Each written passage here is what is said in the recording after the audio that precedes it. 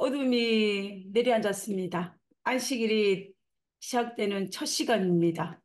첫 시간에 또 하나님의 그 시간과 공간 속으로 들어오신 여러분들을 진심으로 환영합니다.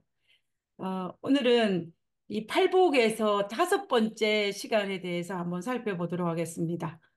이 벌써 우리가 2024년도도 마지막 한 기를 남아두고 있습니다. 우리가 마무리를 잘해야 되지 않습니까?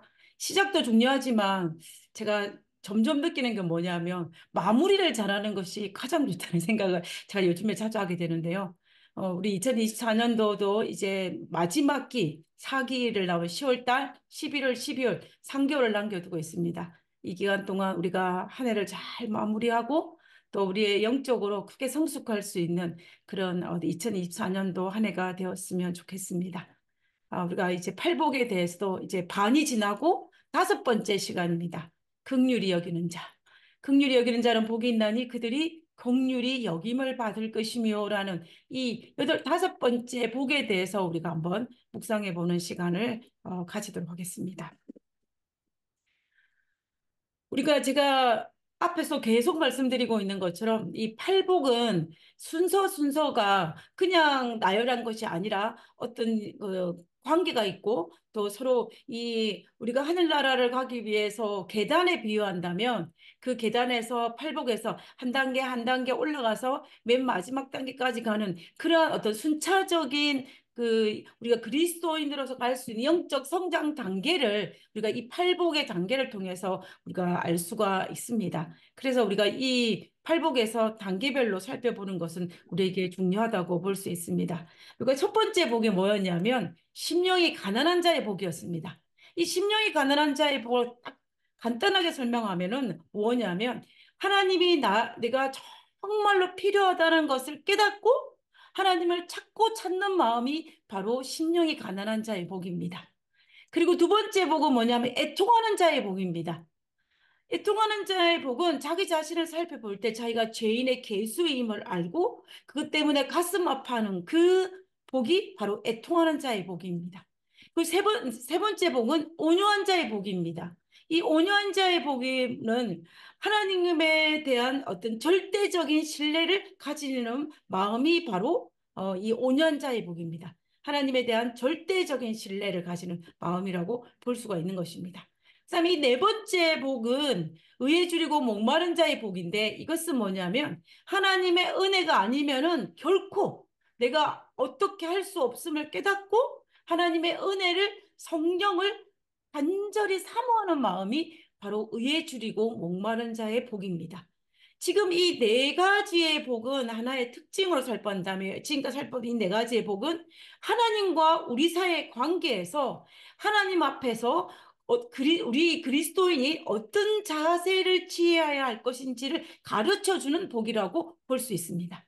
하나님과 우리 사이에 우리가 어떤 그리스도인의 자세를 가져야 하는지에 대한 복이라고 볼 수가 있는데 지금 앞으로 다 살펴볼 이 다섯 개의 나머지의 복, 이 긍휼히 여기는 자의 복, 그리고 마음이 청결한 자의 복, 그리고 화평케 하는 자의 복, 그리고 의를 위하여 핍박받는 자의 복, 이 네 가지는 네 가지는 어떤 건가 하면은 이 네 가지는 사람과 사람 사이에서 우리가 그리스도인으로서 어떤 성품을 소유해야 되는지에 대해서 살펴보는 것입니다.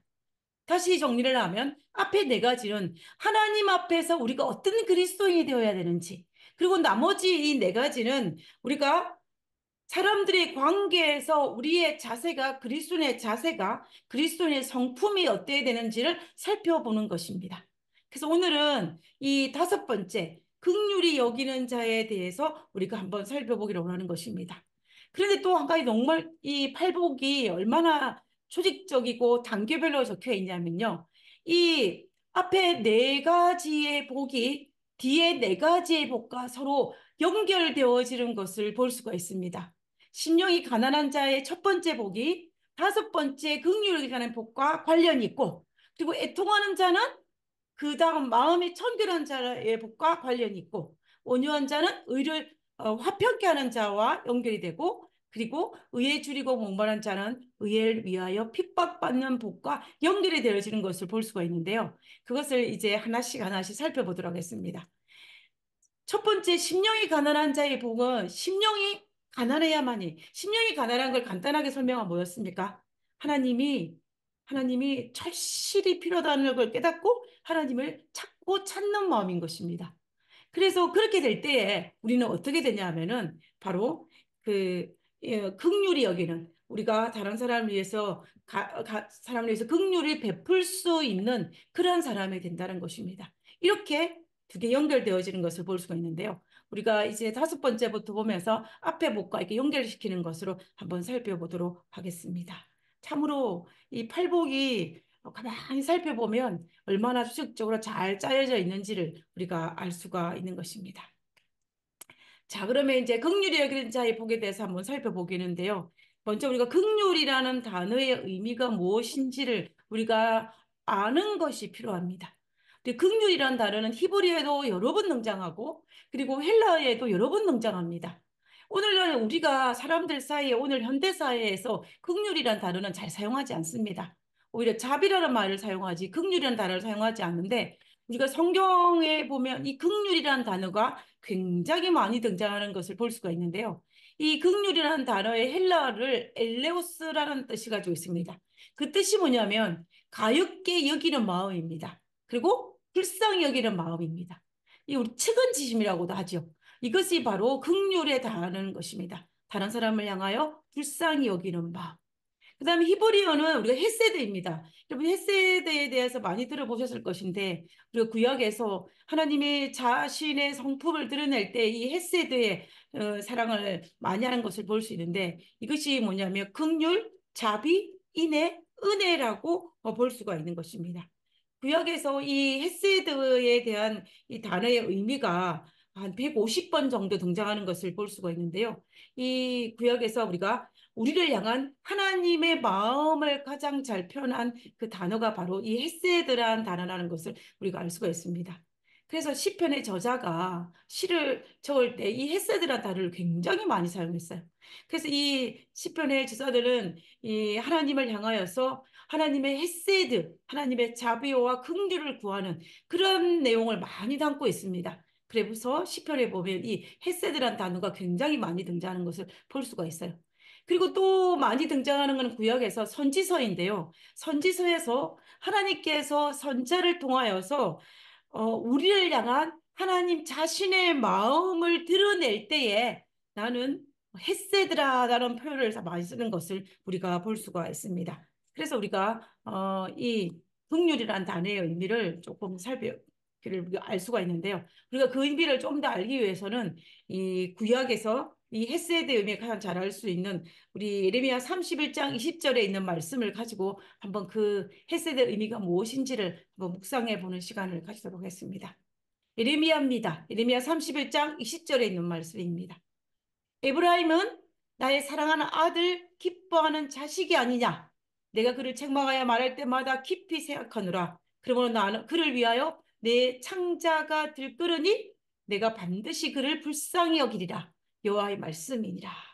우리가 기억 한글에는 이 불쌍히 여기리라, 긍휼히 여기리라 되어 있어요. 근데 이걸 기억 개정으로 바꾸면서 불쌍히 여기리라고 바꾸었습니다. 조금 더 오늘날 쉬운 말로 이제 바꾼 것입니다. 그러나 우리한테 익숙한 단어는 뭐예요? 긍휼이죠. 그래서 하나님이 우리를 내 창자를 들끄는 것처럼 아주 긍휼히 여기리라라는 그 단어의 의미로서 헤세드라는 단어를 쓰고 있는 것을 볼 수가 있습니다. 특별히 선지서 중에서 이 에레미야에서 이 헤세드라는 단어가 굉장히 많이 등장하는 것을 볼 수가 있습니다. 하나만 더 찾아보려 하겠습니다. 예레미야 42장 12절에 내가 너희를 불쌍히 여기려니 내가 너희를 긍휼히 여기리니 그도 너희를 불쌍히 여겨 긍휼히 여겨 너희를 너희 본향으로 돌아 보내리라 하셨느니라 라고 되어 있습니다. 우리가 예레미야서에 보면은 이 헤세드라는 단어, 긍휼이라는 단어, 어떤 불쌍히 여기라는 단어가 굉장히 많이 등장하는 것을 볼 수가 있는데요. 왜 하나님께서 이 예레미야 선자에게 하나님이 나의 하나님은 긍휼히 여기리라 긍휼히 여겨 이런 단어를 많이 사용했는지 허득허득 반복하여 하나님께서 자기 자신을 어떤 헤세드라는 그런 마음을 이제 표현하셨는지를 우리가 한 번 정도 생각해 볼 필요가 있다는 것입니다. 자, 여러분, 예레미야 선자는 어떤 시대에 활동했던 선자입니까? 이 예레미야 선자는 이 남방 유다가 멸망할 때 활동했던 선지자입니다. 이미 150년 전에 북방 이스라엘은 이미 멸망을 하였습니다. 그때 그 남방 유다가 이제 멸망에 관한 그 시기에 정말 눈물의 선자라고 별명이 붙은 이 예레미야가 활동했던 선지자가 바로 이 예레미야인 것입니다. 그러다 보니까는 남방 유다가 바벨론에 의해서 이 망하는 것을 살펴보았고, 그리고 이 바벨론에 의해서 성전도 파괴되고 예루살렘 성도 파괴되고 이스라엘 백성들은 바벨론에 포로 잡혀가고 예루살렘은 완전히 초토화되는 것이 그 시대에 일어났던 그때 활동했던 선지자가 바로 이 예레미야 선자라는 것입니다. 그 예레미야 선자에 정말 아무런 희망이 없고 모든 것이 절망인 가운데 그때에 하나님께서는 자기를 헤세드, 긍휼의 하나님, 자비의 하나님으로 자기를 소개하고 있는 것을 볼 수가 있는 것입니다. 우리가 예레미야 31장 2절을 다시 한번 살펴보면요. 에브라임은 그리고 여기서 우리가 이 한 절 살펴보면 에브라임은 우리가 보통 구약에서 북방 이스라엘을 상징합니다. 그리고 근데 지금 에레미야 31장 2절은 이미 북방 이스라엘 멸망을 했어요. 그러면 이 에브라임은 북방 이스라엘만을 이야기하는 것이냐? 그건 아닙니다. 이 에브라임은 패역한 이스라엘을 상징할 때에도 이 에브라임 단어를 사용을 했어요. 그래서 에브라임은 비록 내 말을 거역하고 우상 숭배하고 행음한 내 백성이지만 그러나 나의 사랑하는 아들, 내가 기뻐하는 자식이 아니냐라고 얘기하는 것입니다.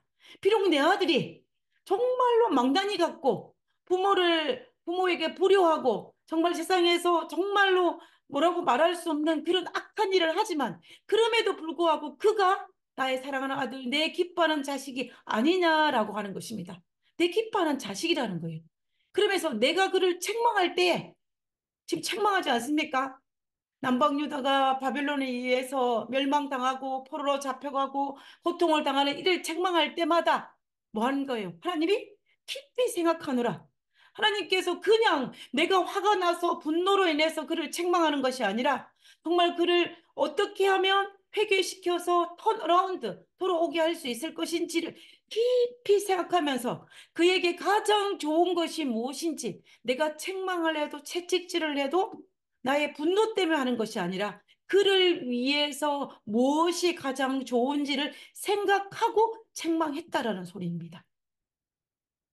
우리가 자녀들을 책망할 때 어떤 마음으로 책망하십니까? 화가 나서 내 말을 듣지 않는 자녀들 때문에 화가 나서 분풀이로 아이를 책망하는 부모는 거의 없을 것입니다. 내가 지금 이 아이를 책망해야만 지금 이 나쁜 습관에서 턴어라운드해서 좋은 자녀로, 좋은 하나님의 아들로 바뀔 수 있다라는 그런 어떤 기대와 또 그런 것을 생각하면서 책망하지 않습니까? 그 마음인 것입니다. 그러므로 그를 위하여, 나의 사랑하는 아들을 위하여, 나의 사랑하는 내 백성을 위하여 내가 내 창자가 끊어지는 아픈 것을 하면서 내 창자가 정말 꼬이는 것 같은 그래서 내가 반드시 그를 어떻게 여기리라? 긍휼히 여기리라. 불쌍히 여기리라 라고 하고 있는 것입니다. 그래서 우리는 이 구절을 통하여서 정말 하나님께서 우리를 향한 그 긍휼이 자비 헤세드로 우리를 바라보고 있다는 것을 말씀하시는 것입니다. 지금 남방유다 백성들은 하나님으로부터 채찍을 맞아 포로로 잡혀가는 상황이에요. 그때에 하나님의 이 헤세드의 마음을 알았다면 자신의 죄를 어떻게 하겠습니까? 회개하고 하나님께 돌아올 수가 있었을 것입니다. 그러나 그가 하나님의 마음을 이해하지 못했다면 그들은 하나님에 대한 분노의 마음을 가질 수 있었을 거예요. 하나님은 그러한 그들의 마음을 아셨기 때문에 그런 연약한 인간의 속성을 아셨기 때문에 내가 어떤 하나님인지 내가 어떤 마음으로 너희를 책망하는지를 하나님께서 이 예레미야 선지자를 통하여서 반복하여 말씀하고 계시는 것을 알 수가 있는 것입니다. 그래서 우리가 이 하나님께서는 우리를 향한 그 사랑을 우리가 알아야 될 것입니다. 그러면서 하나님이 약속을 하시는데 12절에 내가 너희를 긍휼히 여기리니 불쌍히 여기리니 그도 너희를 불쌍히 긍휼히 여겨 너희를 너희 본향으로 돌려보내리라. 다시 어떻게 하리라? 돌아오리라. 너희들이 바벨론에 포로 잡혀가지만 반드시 돌아오리라. 지금은 고통당하지만 그로 말미암아 너희가 회개하며 내가 너희에게 다시 예루살렘으로 돌아오게 하리라는 하나님의 그 약속이 주어지는 것입니다. 죄지은 우리를 향하여서 하나님께서 징벌로 끝나는 것이 아니라 그들에게 마지막으로 고향으로 돌아올 수 있고 다시 회복할 수 있는 것을 약속하는 그것이 바로 하나님이 우리를 향한 바로 그 마음, 긍휼히 여기는 마음, 헤세드의 마음인 것입니다. 우리가 구약에 나타난 하나님의 우리를 향한 그 사랑은 바로 이 마음이었습니다. 어떻게 하면 우리가 다시 돌아오게 할 수 있는지, 다시 행음에서 하나님의 올바른 백성으로 돌아올 수 있을 것인지를 정말로 정말로 고민하고 갈등하면서 그리고 정말 깊이 생각하면서 우리에게 책망하고 우리에게 또 소망과 희망을 주시는 그 하나님의 세대의 사랑을 볼 수가 있다라는 것입니다. 자, 이 마음이 신약 시대에 가장 잘 드러나는 것은 예수님의 십자가 위에서입니다. 십자가 위에서. 누가복음 3장 34절에 보면 이 예수께서 이르시되 아버지 저들을 사하여 주옵소서 자기들이 하는 것은 알지 못함이니이다 하시더라. 그들이 그 옷을 나누어 제비 뽑을세. 우리가 누가복음 23장 34절 아버지 아버지여 저들의 죄를 사하여 주옵소서. 저들은 저들의 죄를 알지 못하니이다라고 고백했던 그 예수님의 십자가 위에서의 우리를 향한 하나님의 사랑의 마음입니다. 지금 예수님이 십자가 위에서 이 순간은 우리가 상상을 해도 우리가 익히 알 수 있을 만큼 이 상황이 어떤 상황입니까? 인간으로 육신의 몸으로 이 땅에 오신 예수님께서 인간적인 고통을 누릴 수 있는 최고의 고통의 순간이 바로 이 순간이었습니다. 자기 백성은 자기를 십자가에 못 박았고 그리고 자기의 제자들은 자기를 팔았고 자기를 버리고 도망을 갔으며 그리고 자신을 향하여 백성들은 저주와 비웃음과 조롱과 욕설을 퍼붓고 있었습니다. 그 소리를 고스란히 이제 예수님은 듣고 오셨습니다. 그리고 자기 옷을 어떻게 하는 거예요? 그 옷을 두고 제비 뽑기를 하고 있는 나의 이 예수님 십자가에서 고통당하는 것 전혀 아랑곳하지 않고 그 십자가 아래에서 예수님의 겉옷을 두고 제비 뽑는 그 병사들을 바라보면서 예수님께서 하신 말씀이 아버지여 저들의 죄를 사하여 달라라고 기도하는 그 예수님의 마음이 바로 어, 우리를 향한 극률한 하나님의 마음인 것입니다. 제가 시대의 소망을 읽으면서 이 부분을 읽을 때 저희 마음속에 가장 감동스러운 것은 어떤 거였냐면은 예수님께서 이 십자가의 짐을 지고 계실 때에 만약에 예수께서 그 순간 천사들에게 자신의 십자가의 짐을 지기를 거부하기로 하였다면 그리고 그것을 거부하기 결정하고 그 천사들에게 명하여 자기에게 고통을 준 이들에게 벌하라고 명령만 하였다면 충분히 할 수 있었다라는 것입니다. 그러나 그럼에도 불구하고 예수님께서 이 십자가의 짐을 질 수 있었던 이유는 무엇이었냐면 그 순간에 그 천사들의 그 요구를 거절하고 십자가를 지셨던 이유는 오로지 하나 뭐였냐면 우리를 향한 긍휼의 마음이었습니다. 우리를 불쌍히 여기는 마음, 우리를 측은히 여기는 마음, 그 마음, 바로 측은지심, 엘레오스의 그 마음 때문에, 우리 때문에 예수님께서는 그 모든 유혹에서 다 벗어버리고, 예수님께서 홀로 십자가를 지신 그 마음이 바로 헤세드의 마음이고, 엘레오스의 마음이고, 긍휼의 마음인 것입니다. 그래서 이 긍휼의 마음은 어떤 마음이냐면, 우리를 향한 하나님의 마음이 긍휼의 마음이에요. 그래서 우리가 비록 허물 많고 부족하고 부족하지만 그리고 정말 이 죄악이 가득하지만 그렇지만 하나님께서는 우리를 불쌍히 여기는 그 마음이 바로 하나님의 긍휼을 여기는 마음입니다. 그래서 우리가 그 마음 때문에, 하나님의 그 마음 때문에 우리가 하나님의 자녀가 될 수 있었고, 오늘 이 시간에 우리가 하나님의 자녀로 설 수 있었던 것입니다. 그래서 제가 기도할 때, 제가 정말 기도하면서 저도 모르게 자주 나오는 말 중에 하나가 뭐냐면, 불쌍히 여겨달라는 마음입니다. 하나님 앞에. 하나님, 불쌍히 여겨달라고.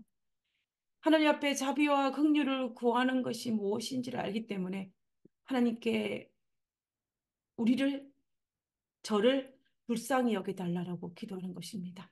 나 자신을 볼 때에 하나님께 매달릴 수 있는 유일한 그 방법이, 유일한 이유가 하나님의 성품임을 알기 때문에 하나님의 자비를, 하나님의 긍휼을 구하는, 불쌍히 여겨달라는 그 간구를 하는 것입니다. 우리는 하나님의 긍휼의 여김을 받기 때문에 우리가 이 자리에 서 있습니다. 우리가 이 자리에 서 있을 수 있는 이유는 하나님의 은혜요, 하나님의 긍휼하심의 결과라는 것을 우리가 알 수가 있는 것입니다. 자, 그러면 이제 긍휼의 마음이 어딘지 알았으니까요. 그러면 하나님 이 팔복에서 긍휼히 여기는 자는 긍휼히 여김을 받을 것임이라라고 했습니다. 그래서 우리가 긍휼히 여기는 자가 되어야 된다라는 것을 우리가 알 수가 있는데요. 긍휼히 여기는 자, 내가 긍휼히 여기는 자가 되어야 하는 것입니다. 그래서 우리가 이 긍휼히 여기는 자라는 것은 결국 뭐겠습니까? 우리가 자비로운 자가 되라는 것입니다. 동정심이 많은 사람이 되어라는 것이 바로 긍휼히 여기는 자인데, 그러면 우리가 긍휼히 여기는 자가, 하나님께서 우리를 향한 그 마음을 내가 소유하는 자가 될 수 있으려면 그런 자는 어떤 특징을 갖고 있는지를 우리가 성경을 통해서 한번 살펴보도록 하겠습니다. 긍휼히 여기는 자의 특징입니다. 첫 번째는 뭐냐면 남을 판단할 때에 자비로운 마음을 가졌습니다. 자비로운 마음. 우리가 마태복음 7장 12절에 보면은 예수님께서 그러므로 무엇이든지 남에게 대접을 받고자 하는 자는 너희도 남을 어떻게 하라? 대접하라라고 했습니다. 그래서 우리가 이 하나님의 마음인 이 긍휼히 여기는 마음을 가지기 위해서는 어, 내가 하나님께 긍휼을 여김을 받은 것처럼 나도 남에게 긍휼히 여기는 마음을 가져야 되는데, 그러려면은 나도 남에게 어떻게 해야 됩니까? 어, 선하게 자비로운 마음을 가져야 된다는 것입니다. 그래서 특별히 남을 판단할 때에 이러한 마음을 가져야 되는 것입니다. 그래서 다른 사람을 향하여 악평을 하거나 또 우리 믿음의 동료들을 이게 험담을 하거나 또 그렇게 하면은 안 된다는 것입니다. 우리가 교회를 다니면서 하나님을 알면서 또 이런 말을 얼마나 많이 들었습니까? 아니, 우리가 하나님의 말씀이 아니고서라도 사회에서도 우리는 이런 말을 얼마나 많이 들었습니까? 그러나 우리는 하나님께서 우리에게 정말로 강력하게 이야기하고 있는 것은 뭐냐면은 이런 겉면에서 더 남에게 어떤 악평보다는 의로운 마음, 자비로운 마음을 가지라고 이야기하고 있는 것입니다. 그래서 최소한 남에 대해서 험담하기를 좋아하면 긍휼히 여기는 마음이 없는 것입니다. 내가 우리가 세상을 살 때 보면 험담하고 싶은 마음이 얼마나 자주 듭니까? 그죠? 그때에 우리가 어떻게 이 마음에서 벗어날 수 있냐면 하나님이 나를 어떻게 바라봤는지를 생각하면은 우리가 남에게 그런 마음을 가지지 않을 수 있는 가장 쉬운 방법이지 않을까라는 생각을 하게 됩니다. 그래서 하나님께서 나를 향한 그 긍휼 여기는 마음을 내가 생각을 하고 내가 다른 사람을 바라본다면 우리가 어떻게 해야 되겠습니까?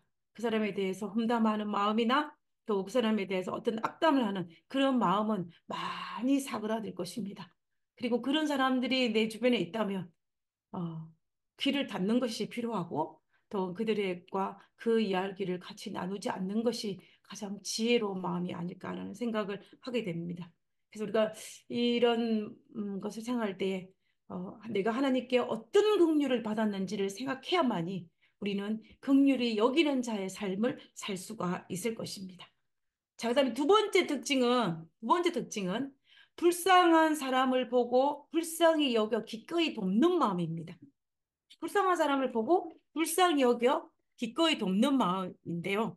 우리가 이 누가복음 10장 36절에 보면은 내 생각에는 이 사람 중에 누가 강도 만난 자의 이웃이 되겠느냐? 라고 질문을 합니다. 그러니까 이르되 자비를 베푼 자니이다. 예수께서 이르시되 가서 너도 이와 같이 하라 하시니라. 이거 누가복음 10장에서는 선한 사마리아의 비유가 나옵니다. 선한 사마리아 비유에서 보면은 이 한 사람이 강도를 만나서 고반 죽게 되었습니다. 그 죽게 된 것을 누가 보냐 하면 사마리아 사람이 보고 그를 불쌍히 여겨서 그의 상처를 싸매고 그에게 숙식을 증하면서 그를 돕는 그 이야기가 바로 누가복음 10장에 나옵니다. 근데 우리가 이 본문을 가만히 살펴보면요. 유대인과 사마리아인들의 이 두 민족은 원래는 어떤 사이입니까? 앙숙입니다. 같이 밥도 먹지 않아요.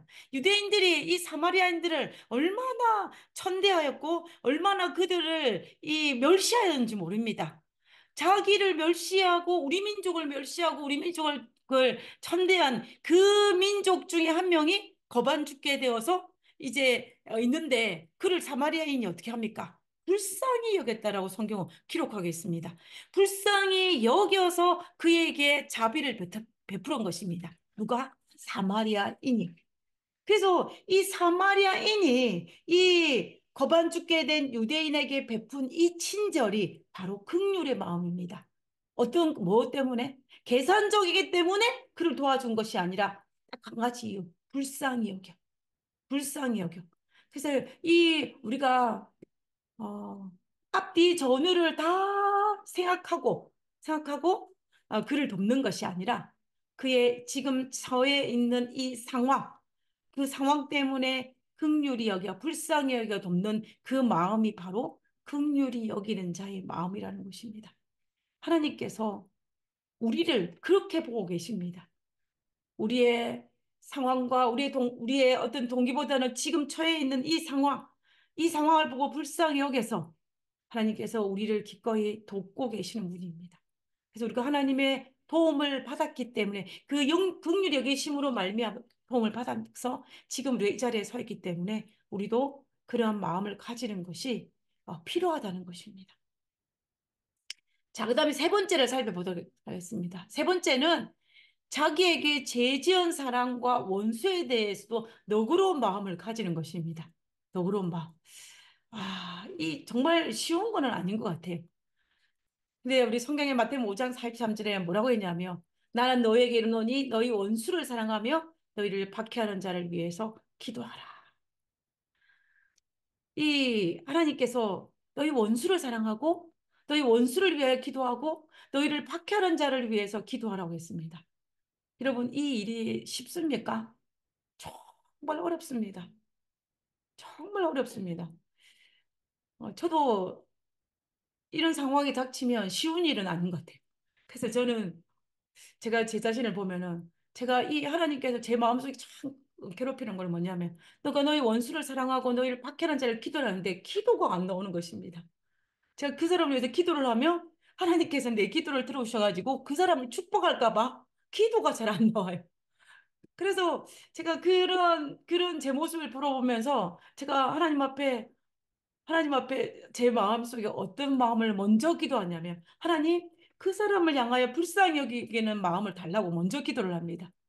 그렇게 되면은 그 사람의 그 상황이 너무 안 됐고 불쌍히 여겨지는 마음이 생겨서 그 사람을 위해서 기도하는 마음을 가지게 되더라고요. 그래서 제가 저의 그런 모습을 보면서 정말 원수를 사랑하고 또 너희를 박해하는 자를 위해서 기도하고 너그러운 마음을 가지는 것은 긍휼히 여기는 마음을 가지는 것은 정말로 쉬운 일이 아닙니다. 그 마음을 가지기 위해서 우리에게 절대적으로 필요한 것은 하나님입니다. 하나님이 없다 하면 하나님의 마음을 내가 묵상하지 않는다면 우리는 다른 사람을 향하여 절대로 너그러운 마음을 가질 수가 없습니다. 우리 인간은 철저한 이기주의자입니다. 철저한 이기주의자고 정말 너희 아비는 사탄 마귀라고 말씀하신 것처럼 우리 인간의 본성은 참으로 악합니다. 그런 상황 속에서 우리가 다른 사람을 향하여 너그러운 마음, 긍휼히 여기는 마음을 가질 수가 없습니다.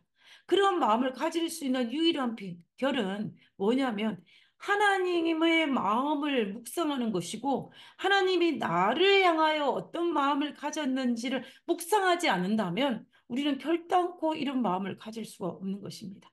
그래서 우리가 경험할 때에 보면 내가 하나님 마음을 많이 묵상하고 또 하나님이 나를 향하여 베푸신 그 은혜를 생각한다면 우리가 어떻습니까? 다른 사람을 향하여 좀 더 너그러운 마음, 원수를 사랑하고 그 사람을 위해서 기도하는 마음을 가집니다. 그러나 내가 좀 더 내 신앙이 해이해져 가지고 하나님의 마음을 묵상하는 것에 시간을 쏟지 아니하고 내가 좀 더 하나님과의 관계가 멀어지면 나도 모르게 내 본성이 슬금슬금 올라와서 다른 사람을 향하여 너그러운 마음을 가지지 못하고 또 악평하는 나의 모습을 볼 수가 있는 것입니다. 그래서 우리는 정말로 하나님에게 가까이 가는 이 팔복에서 앞에 있는 네 단계의 복을 날마다 누려야만이 우리는 긍휼히 여기는 타인을 향하여 긍휼히 여기는 그러한 사람을 살 수가 있다라는 것입니다. 자, 그러면 이제 하나님께서 긍휼히 여기는 자가 누릴 수 있는 복이 무엇인지를 한번 살펴보도록 하겠습니다. 긍휼히 여기는 자는 복이 있나니 그들이 긍휼히 여김을 받을 것임이요 라고 했습니다. 근데 사실은 우리가 하나님께 이미 먼저 긍휼을 받고 있어요. 제가 이 본문을 가만히 묵상하면서 제 마음속에 들었던 건 뭐냐면 내가 다른 사람에게 먼저 긍휼히 여기기 전에 하나님이 나에게 먼저 긍휼히 여김을 여겼어요. 그래서 먼저 내가 그걸 하기 전에 복을 먼저 받았다는 것입니다. 그것을 묵상할 때 내가 이미 하나님께 복을 받은 사람이기 때문에 내가 타인을 향하여 긍휼히 여기는 것을 하는 것은 마땅하다는 것을 생각하지 않을 수가 없는 것입니다. 자, 하나님께 여기서 이 긍휼히 여기는 자는 복이 있나니 그들이 긍휼히 여김을 받을 것임이라고 했는데 이 여기에서 우리가 세상이 말하는 긍휼이 여기 다른 사람에게 긍휼을 베풀었을 때의 대가와 하나님께서 우리에게 말씀할 때 긍휼이 될 그 대가는 조금의 차이가 있습니다. 그 차이를 한번 살펴보도록 하겠습니다. 이 황해도의 일제시대 때 이야기입니다. 황해도에 이찬영인이라는 한 장로님이 계셨습니다. 이 한 장로님이 계셨는데 이분이 아주 큰 부자였습니다. 그래서 1년 농사를 지으면 굉장히 많은 이제 수확량을 얻었는데, 근데 이분은 특별히 이 수확량의 11조를 창고에 가득 채워놓고 이제 교회 살림도 하고 또 여러 사람을 도와주기도 하고 아주 선한 일을 많이 했던 사람입니다.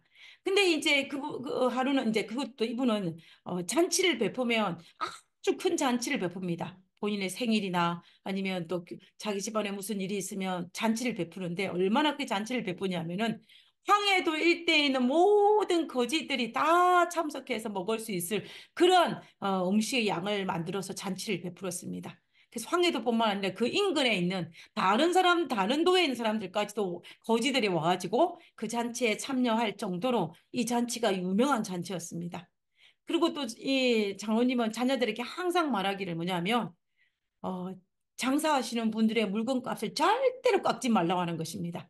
왜냐하면 그 사람들은 힘든 사람이기 때문에 자녀들에게 깎지 말라고 이렇게 말할 정도로 자기가 가진 것들을 아낌없이 다른 사람에게 어떤 베풀고 자비를 베풀고 긍휼을 베푸는 그런 사람이 바로 이분이었는데 그런데 이제 그런 과정 속에 이제 일제시대 넘어갈 공산당이 들어오면서 토지 개혁을 했습니다. 토지 개혁을 했는데 이 장로님의 과수원 일부도 토지 계획으로 인해서 공산당에게 넘어갈 상황이 됐어요. 근데 이제 내일이면 이 자기 가지고 있는 이 과수원이 이제 공산당 쪽 넘어가는 그 상황이었습니다. 근데 그 하루 전날 이 차장 장로님이 뭘 하고 있냐면 과수원에서 하루 종일 과수원에 나가가지고 나무 가지도 하고 그 이제 그 김을 매면서 이제 걸음을 주고 이런 일을 하고 있는 거예요. 그래서 지나가던 사람이 물어봤습니다. 아니 내일이면 이 과수원이 당신 것이 아니고 공산당에 넘어갈 텐데 뭐 이렇게 하루 종일 수고를 하십니까? 라고 물어봤어요. 그러니까 이분이 뭐라고 말씀을 하시냐면 아, 이 과수원은 내 것은 아니지만은 누구든지 이 과수원의 과일을 먹을 것이기 때문에 내가 이 과수원을 가꾸는 것이라라고 말할 정도로 이분은 다른 사람들에게 베풀기를 좋아하고 그것을 아주 자연스럽게 했던 분이 바로 이분이었어요. 그러다가 이제 시간이 흘러가지고 6.25 전쟁이 있었습니다. 6.25 전쟁이 터져가지고 공산당이 자기가 있는 모든 농가, 밭과 모든 것을 다 뺏어갔어요. 그러자 이 장로님은 이제 자기가 지금 다 뺐기 때문에 오갈 데 없는 상황이 되었습니다. 그때에 그를 도와주는 사람이 있었는데 누구냐면은 그동안 자기한테 그 은혜를 받았던 거지들이 몰려가지고 이 장로님을 도와주었다라는 이야기가 있습니다. 실제로. 이처럼 우리가 베푼 긍휼이 다른 사람에게 베푼 자비가 이렇게 좋은 열매로 돌아오기도 합니다. 간혹. 그러나 많은 경우에는 우리가 인간 세상을 살아가다 보면은 나쁜 열매로 돌아올 때도 있고 간혹 아무것도 돌아오지 않은 경우들이 허다합니다. 그러나 여기에서 하나님께서 말씀하시는 긍휼이 여김을 받을 것임이라고 하는 이 긍휼은 바로 어떤 긍휼이냐면은 바로 이 오늘날 세상에서 말하는 내가 자비를 베풀면은 나에게 돌아오는 그런 의미가 아니라는 거예요. 자, 그것을 성경에서 말하는 자비가 긍휼이 무엇인지를 우리가 마태복음 18장에서 우리가 알 수가 있는데요. 이 18장의 본문을 살펴보면서 한번 살펴보도록 하겠습니다. 어, 탕감받은 자의 비유입니다. 18, 32절에 이에 주인이 그를 불러다가 말하되 악한 종아 내가 빌기에 내가 내 빚을 전부 탕감하여 주었거늘 이 주인이 종의 일반 나한테 빚진 엄청난 돈을 탕감하여 주었다는 것입니다. 주었거늘 내가 너를 불쌍히 여겨서 내가 너에게 탕감해 주었는데 너도 내 동료, 내 동관을 불쌍히 여긴 것이 마땅하지 않느냐? 내가 너를 불쌍히 여긴 같이 너도 다른 사람을 불쌍히 여긴 같아 마땅하지 아니하냐? 하고 말하면서 이 주인이 노하여서 그 빚을 갚도록 그를 옥졸에 넘기니라 하라고 했습니다. 그래서 우리가 이 비유에서 이 종은 자기 주인에게 불쌍히 여김을 받아서 그 자기가 진 빚을 탕감을 받았는데 그런데 자기는 자기에게 조금 빚진 그 사람을 불쌍히 여기지 않고 그를 어떻게 했습니까? 어, 탕감해 주는 거는 고사하고 그를 잡아서 옥에 가둔 그 사건을 두고 하나님께서 비유로 들어서 말씀하시기를 뭐냐면 내가 너를 불쌍히 여긴 같이 너도 다른 사람을 불쌍히 여겨야 된다는 것입니다. 그런데 너는 어찌하여서 그렇게 하지 않았냐라는 거예요. 그러니까 이 부분의 말씀을 가만히 살펴보면요. 이 주인은 내가 불쌍히 여기 선대를 긍휼히 여긴 그것을 나에게 돌려주지 않는 것을 기대한 것은 아니에요. 그럼 뭐냐면 나에게 돌려주기 아니라 너도 그런 불쌍히를 받았으니 다른 사람을 불쌍히 여겨주는 것이 마땅하다라고 이야기하는 것입니다. 근데 그것이 바로 자비라고 이야기하는 거예요.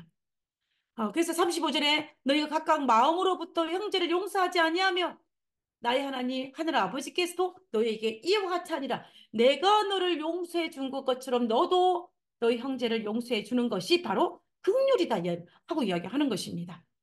우리 실무금 251페이지에 보면 우리가 남을 용서했기 때문에 용서 받는 것이 아니라 중요합니다. 남을 용서했기 때문에 용서받는 것이 아니라 우리가 용서받았기 때문에 용서하는 것입니다. 누구에게? 하나님의 주인에게 용서받았기 때문에 내가 다른 사람을 용서하는 것입니다. 하나님께 용서받았기 때문에 우리가 우리 이웃을 용서하는 것입니다. 모든 용서는 공로 없이 베푸시는 하나님의 사랑의 근거를 두고 있다. 그러니 이 땅에서 우리 용서하지 못할 것이 아무것도 없다라는 거예요. 우리 용서의 근원이 그 사람이 용서받을 행위를 했기 때문이 아니고 내가 그 사람 용서를 받았기 때문이 아니라 하나님이 나에게 용서를 베풀었던 그 사랑의 근거이기 때문에 내가 다른 사람을 용서해야 된다는 것입니다. 이제 마지막 문장을 읽어보면요. 그러나 다른 사람에 대한 우리의 태도로서 우리가 과연 그 사람을 내 것으로 삼는 여부를 점검한다. 그 사랑을.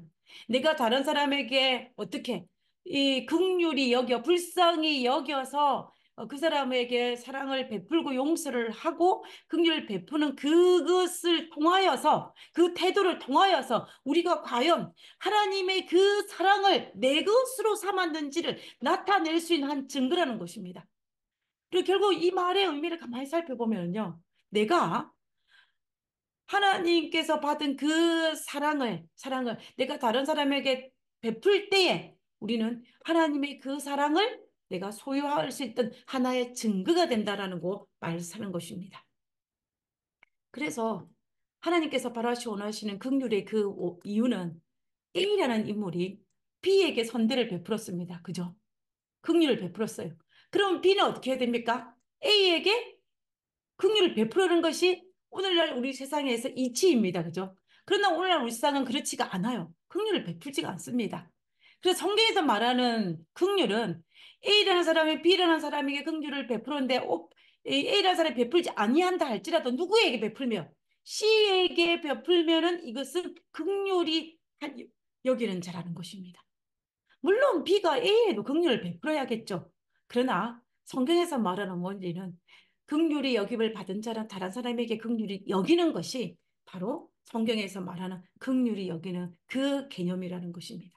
그래서 내가 누구에게 선대를 베푸는데 그 사람이 나에게 선대를 베풀지 않았다고 해서 실망할 필요가 전혀 없어요.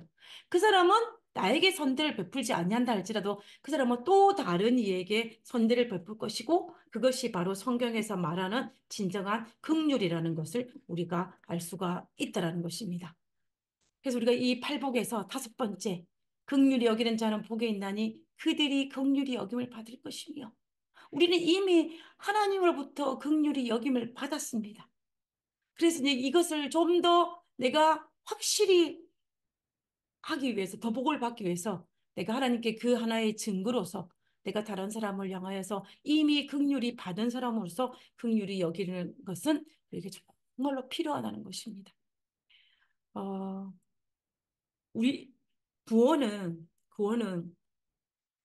당연히 하나님께서 우리에게 선물로 주어진 것은 100% 사실입니다. 그러나 하나님께 받은 이 구원을 우리가 좀 더 잘 소유하기 위해서 하나님께 우리에게 선물로 주신 이 구원의 선물을 상응하는 우리가 믿음도 우리도 성품을 가지는 것도 우리가 필요하다는 것입니다. 우리가 하늘나라 가기 위해서 하나님께서 우리에게 구원을 선물로 주셨고 그 선물로 주시는 이 구원을 우리가 좀 더 확실히 아, 말 표현이 좀 이상한데요. 이 구원을 우리의 것으로 누리기 위해서는 우리 팔복의 한 단계 한 단계를 우리가 밟아가고 우리가 사람들과 사람 사이에도 그리스도인으로의 자세를 가지는 그런 것들이 우리에게 필요하다는 것입니다. 우리는 이 팔복에 있는 이 말씀을 명상하고 또 묵상을 통하여서 그리고 우리의 이것을 우리의 삶의 실천을 통하여서 또 오늘 우리가 이 다섯 번째 복인 것처럼 우리가 이 긍휼히 여기는 그 마음을 우리 이웃에게 베풀음을 통하여서 또 우리 영적 생활에 좀 더 성숙하고 깊은 곳으로 들어가야 할 것입니다. 우리는 1만 달란트 탕감받은 자입니다. 그 탕감받은 것에 너무 감사해서 우리가 다른 사람에게도 그러한 동일한 그 탕감을 베풀 수 있는 그런 우리 모두가 되기를 간절히 바라면서 이 다섯 번째 복도 누리기를 간절히 바라며 오늘 말씀을 마치도록 하겠습니다.